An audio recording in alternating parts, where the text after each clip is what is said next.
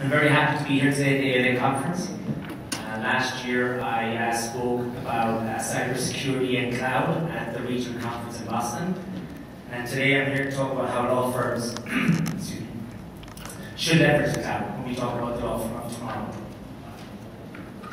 At the Tabush Group, we deliver IT services and cloud services to law firms that have been doing so for the last 15 years. We're headquartered in New York City. We have 28 full-time employees. We're self-funded, and we focus on service and solutions, not sales, because we believe the latter leads to best service for our clients and best growth. We've been delivering cloud since 2003, before cloud was even a term, which I mentioned later on in my presentation. Prior to moving forward, I just wanted to get a feel for the room. How many people are in a law firm above 100 staff? Raise your hand. Okay, how many between 50 and 100? And how many between 25 and 50? And below 25? I'm being very detailed there. Thanks so much. Before I move on and talk about the cloud, I just wanted to make sure that we had a clear definition of what the cloud is, because it's a term that's bandied around an awful lot. So I wanted to put up a quick definition. So basically, the cloud is hundreds of large buildings containing lots of computer resources that are dotted around the globe. We call these buildings data centers, of which we as businesses and users can all subscribe to get the services that we want when we want. So if you think about the IT room that was in your office or is in your office, it's extremely large, fault-tolerant rooms like that, now buildings, all interconnected with the internet. So what do I mean when I talk about the law firm of tomorrow? Well, what I mean is fully leveraging the cloud to resolve inherent IT issues that are now to solve problems that are inherent in IT infrastructure, traditional IT infrastructure. So typically what we do now is we move one piece of our IT to the cloud, like say a practice management system, but all your IT stays in your office. We want to take all that, your PCs, your servers, the applications and its data, and move that to the cloud also. So how can this be done, and what are the benefits of doing this? If Robert Wimberg, a managing partner at Goldberg, Wimberg and Weg in New York City was here, he would have a good story to tell us why that's a good idea, but we'll get to that in a little bit. First, let's talk about the law firm of today, the IT infrastructure that we have in place and how we got here. So by the late 90s and early 2000s, all law firms, all small and mid-sized businesses had basic networks and were leveraging technology to support their attorneys, staff, and their business. PCs, servers, email, billing systems, case management platforms were all in use. We were interconnected and collaborating, but mainly within the four walls of our office space, within our own network and within our own companies. Sure, we did share files with other people outside our businesses at times, but really, when we were doing that, we were doing it through CDs and floppy disks. Hands up who remembers doing that process. Unfortunately, I have to raise my hand for that also. The internet had arrived, and it had provided lots of new connectivity. There were millions of PCs around the globe connected now, but really it was in its infancy, and we were mainly browsing the web and sending email. And we were also sending files via email at that point in time. Actually, the first pseudo cloud providers, the first pseudo cloud service providers came about at this time. We didn't use the term cloud then, though. We called them application service providers. These were companies that built very large data systems and networks and leased time on those networks to other businesses to utilize applications. It was a great idea, but unfortunately the technology and costs did not make it viable for the majority of businesses. So jumping through to the next 10 years, the workplace has completely changed. The biggest instigators of this change have really been fast, inexpensive internet that's now available to all businesses around all locations in the country, and the explosive growth of mobile technology. Basically the birth of the smartphone, or if I'm going to give Steve Jobs his kudos, the birth of the iPhone. These two key things, along with a lot of other technical innovations, are the platform that has allowed the cloud and cloud services to flourish and fulfill the potential of the early application service providers I mentioned a moment ago, that they were trying to achieve what we're unable to. So cloud has changed how we work, how we share data, how we interact with people, and how businesses interact with each other. These changes have all been amazing, and we've all really reaped the benefits of this. Hands up who's currently using cloud. I'm pretty sure somebody is, everybody is implementing, or in some way. It's very rare to meet anyone in business now that is not leveraging the cloud in some way, shape, or form. That's also true personally. I think we're always constantly interconnected with social media or platforms of that nature.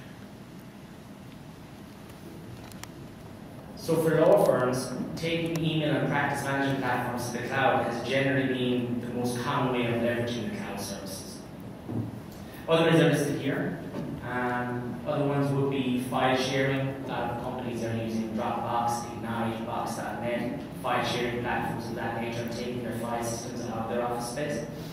Hosted voice services are becoming very popular. That's where we're taking your phone system, taking the physical phone system out of your office, putting that in the cloud, and getting the benefits of doing that. Providers such as 8x8, Vonage, ShoreTel Sky are very, very popular in the Northeast.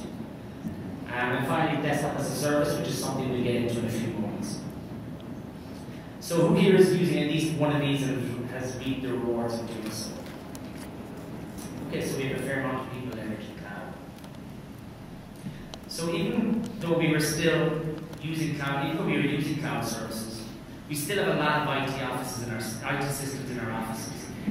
Most companies still have PCs. I mean, all companies generally still have PCs. Most have network management servers, file servers, some type of application servers, print servers. A lot of hardware, a lot of different systems still remain on your premise in your office. Some of the applications that are intrinsic to our business, we cannot move to the cloud because that service provider that provides that application doesn't have a cloud option. Or in many cases, the cloud option that's available doesn't have the functionality of the system that we have on premise. So even with all the innovation of the cloud and migration of services to the cloud, we're still left to deal with many issues that are inherent in traditional IT. Inherent in the IT being on your premises, in your office space. Many of these problems are the same problems that we've had since the early 2000s. There are some new wrinkles with the addition of cloud services because that's changed how we interact as businesses and people inside to people outside our business. So some of the things that we still have to deal with as people that are responsible for managing the operation of the business, which includes IT, are consistent upgrades. So the need to consistently be reinvesting in hardware, operating systems, basic applications like Office, that constantly need maintenance and upgrades. Compatibility. With the fact that we're now working with many different people outside our business, the fact that a lot of us are working on our own devices outside our business, not all devices that we utilize work very well with the systems that we have in place in our offices. The big one is the Mac PC compatibility that's always growing. Remote access and mobility is now huge. The nature of the workplace has changed. A lot of people spend a lot of time wanting to work in the same manner they do inside the office, outside the office. That's changed how we have to deal with security from an IT perspective. We now have a lot of people coming inside to our network from outside and moving data from inside our network to outside. That changes a lot of things that we have to put in place in terms of layers of security. And backup and business continuity. These are key things that people that deal with and are responsible for the IT operation of the business are very, very worried about consistently. So the way we've utilized cloud services has lessened some of these issues for certain applications, but we are still dealing with these issues, and they're still big thorns in our side. So the question really is there a way that we can remove these issues from the table? And actually, now there is. So desktop as a service, or we call DaaS, is one of the newer approaches to delivering cloud services. DaaS is built on a relatively new but well-proven technology called Virtual Desktop Integration, or VDI. This tech has been in use in large enterprise organizations for the last 5 to 7 years. It has helped resolve many issues large firms have with management, support, deployment, and cost of their IT. So that's become a reality for small and mid-sized law firms in the last 3 years, really, when the ability to use the underlying technology became possible over the internet, when that became a functional possibility. So what do I mean by that? What is desktop as a service? So as I've mentioned before, the general approach to cloud has been to take one application or a couple of applications and move that from inside your IT infrastructure and inside your office to the cloud. But what that allows us to do is move all your IT to the cloud. So we move your desktop PCs, your servers, all your associated applications. Every application that you use on your Windows desktop and that runs from a server, all the files and data associated with that, we move all that to the cloud now. All that's left in your office space are peripheral and pointer devices, things like screens, keyboards, mice, printers, scanners. All the really key important parts of your IT infrastructure are now running out of what we call the data center, or as we say, the cloud. So now how do you access your system? Well, if you think about how we watch and take in media, in the past, and you had to have a device connected to a screen that projected or gave you your media. So now what do we do? Now we have a screen, any screen with an internet connection, be it TV, your computer, your iPad, your phone. With an internet connection, we use Netflix. And Netflix streams the exact same piece of media, that movie, to your screen. Well, now we can do that with your Windows PC. So the great thing is, from the user's point of view, the transition is very transparent and simple. And why is that? Because it's a Windows PC. You're still getting the same Windows PC that you used to have in a box under your desk. The same start menu, the same icons, the same applications, the same Windows shares and file mappings, the ability to print, the ability to scan. The difference is you don't have the clutter of hardware or the problems that we just talked about before regarding your PC in your office space. So what does the law firm of tomorrow look like? Well, first of all, let's talk about what the infrastructure today looks like. So we have your office space, we have a lot of capital expenditure on a cyclical basis. For upgrades, we have different applications, email servers, file servers, lots of different devices and hardware, your practice management software, your backup business continuity. You have remote users using different devices over the internet to come back into your office. And then you have a mixture of cloud services. So what does it look like when the law firm of tomorrow leverages desktop as a service or DaaS? Well, as you can see, the DaaS provider now hosts all your hardware, your software, your files, your applications, your backup, your business continuity. It's all hosted in the ecosystem of the DaaS environment.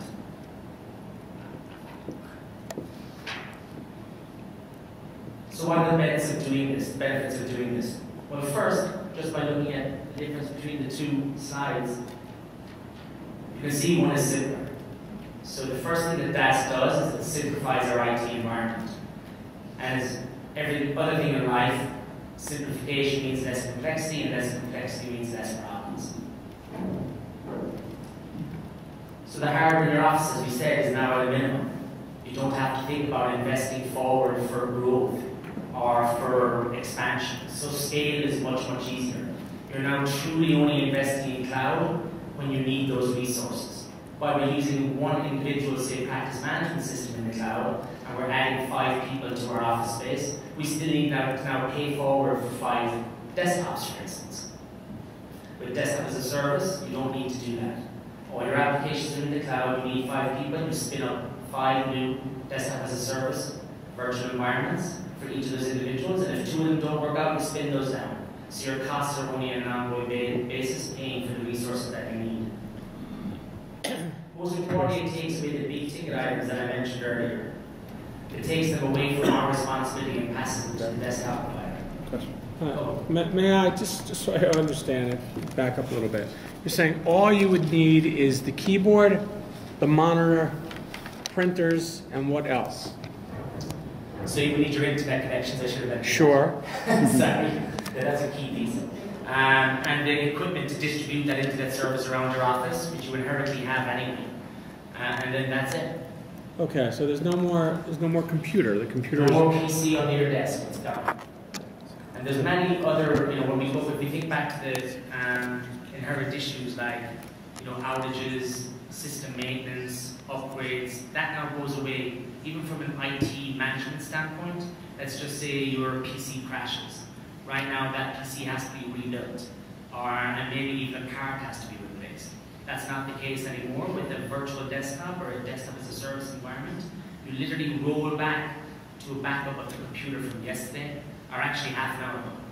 And that can happen within minutes. And your backups are every 30 minutes? It depends on the environment, but yeah, they're configured to be on an hourly basis, half-hour basis. Depends on what we're backing up. If it's the PC, it might be every hour. If it's the data on the actual application server, it could be every 30 minutes. That could be actually customized depending on the DAS environment that you're working in. So if you're going to save to your local desktop, does that exist? Right. So your desktop, if you sat in front of a DAS screen, a screen that's usually a DAS environment, a desktop as a service environment, unless you physically were expecting to have a PC on the desk or you went looking for it, you would not know the difference. You have your Windows desktop, you have your start menu, you have all your programs that you would normally use, you have the ability to save to your desktop. Although as IT people, we don't recommend that you ever save to your desktop. But the good thing now from an environment in this type of environment is if you do save to your desktop and your desktop crashes, we as IT people don't need to say to you, well, we don't back up your desktop. We do. We back up all parts of the applications and the data. So we do have the ability to protect you from the things you shouldn't be doing.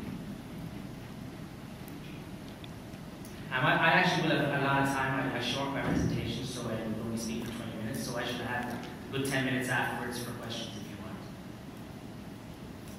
So as I was just saying, it takes away also the big ticket items that we said are the big thorn in people like your size, the bigger ticket items like backup, security, and business continuity.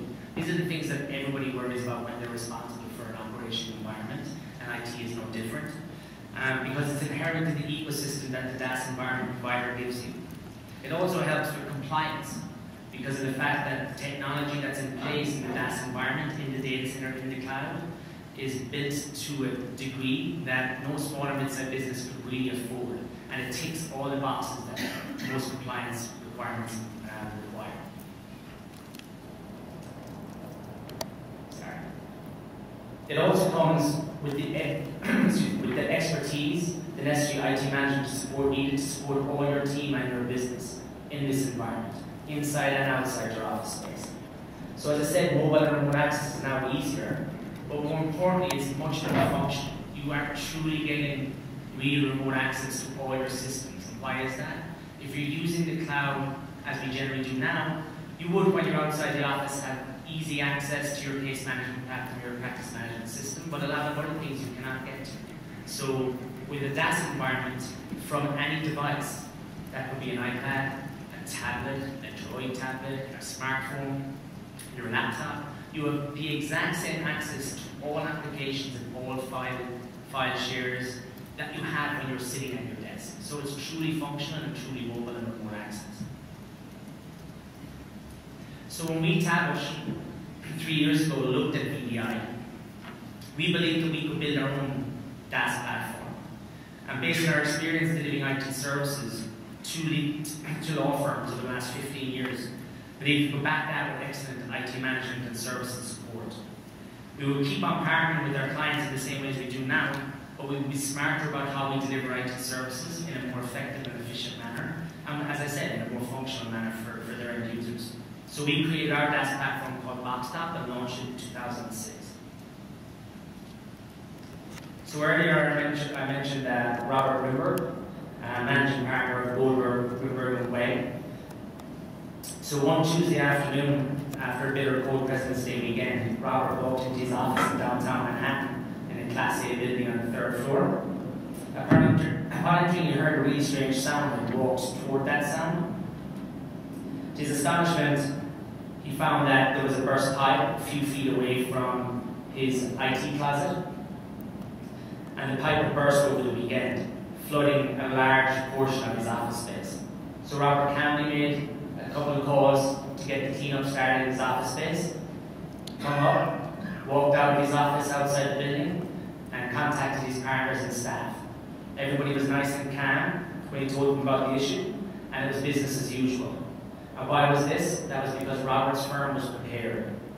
They had made the step to migrate to a DaaS platform a few months earlier. Robert's firm is now a law firm of tomorrow. So I'd like to open up to questions now, and also feel free to come to our group if you'd like to learn more about our DaaS environment and leveraging the cloud. How do you address the security issues with returns? That's the big question when you start talking about the cloud environment. Sorry, I couldn't hear you, apologize. How do you address the security issues with the cloud environment, specifically for the attorneys? The attorneys, I think, are reluctant when they hear that our data is going to be out in the cloud, with confidentiality of what's being used. Okay, so I would say that a lot of firms are already in the cloud in some way, shape, or fashion. And what they have in the cloud is built to a level, I think when we talked about the size of firms here, most people were in firms under 100 staff. So the type of security, the type of technology and solutions that are in place in a network of that nature is not comparable to the type of investment a cloud provider is going to put in place into their technology. I also would say that most law firms are already somewhat in the cloud, and having the data separated and people accessing the data in many different ways into the office and out of the office is a lot less secure than putting it all in one place. Now you can actually decide to keep everything on premise, which we know businesses that do that. We have one client that we work with that a few years ago said, I want my servers, I want them under my desk where I can see them and physically touch them. But that's not the way things are moving right now. I think that also a lot of the main things, like for say your IT partner, whoever that is, I can speak for ourselves. We work with approximately 100 different firms. About 35 to 40% of them will be law firms. It's much, much harder for us as a group of IT people to manage 100 different locations, to secure that properly, to ensure that the systems are constantly updated, that policies that we put in place are reflected and acted on. Then if we bring everything down to one together, into one specific cloud location, carve that up into logical entities, secure them separately, and apply all the policies, we know that the people that are in charge of the operation, like yourselves, want to have it in place. So that would be remote access policies, use of specific type of storage devices and not others, conformity to specific applications within the workplace. Things that it takes away, and specifically DaaS, are your need to have to be what we call the IT police. And that is, you can't use a Mac, or you can't use a drone. Because what DaaS does is, it never really allows the data or application to hit the device. It's just a streaming of the Windows PC. So for instance, if I go and access a DaaS environment in the business center PC here, no data ever leaves the data center. It never sits on that computer. Whereas if I'm not in this type of environment, and I'm accessing systems in a different way, some remnants of data are always left at the computer that I'm accessing it from. So I guess what I would say is we're meeting compliance in the DaaS environments because of the technologies and investment that we're putting in place. And we're immediately lifting the security of most or nearly all small to mid-sized businesses.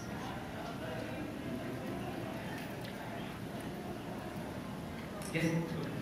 Are you restricted the software base? Let's say my firm's still using WordPerfect 6 instead of Microsoft. I mean, can it still stream through, or does the application have to have web-based? Well, I just want to ask a question. What is it with attorneys and word perfect? No, It's like, yeah. it's like the greatest love affair in IT. Someone's going to write a book one day about it. A lawyer being adulterous to word perfect by going to Word or something. I use it as a perfect Yeah, example. no, it's a great What is question. not in the cloud, so that's So the great thing about DAS is that if it's a Windows application, it works in the desktop as a service environment. So you can put in any application you wish. There's so many different Windows applications with a lot of different integrations that can be built and customized. All those, even very, very much integrated and privately developed applications that are Windows-based, still work in our environment. Any other questions? So I'm just trying to picture this. So our IT person would work with your firm to build the desktop. Yeah, Work with so- the desktop. Right, so we wouldn't be replacing the IT partner that you have. We would just be actually enhancing the functionality of what we deliver to you. We would build a desktop as a service environment, and they'd still manage the network in your office space, their offices, the devices that you're utilizing to access desktop as a service environment. They would advise us what would be installed, what wouldn't be installed, what policies we want to replace, and what we wouldn't. And we will customize the environment. It is very much an environment we've built for businesses. Desktop as a service environments are built for businesses, so there's certain applications we recommend not be installed, like iTunes Streaming, because of how the technology works, that decreases performance somewhat. But otherwise, everything works as it would normally. Okay. Thanks so much.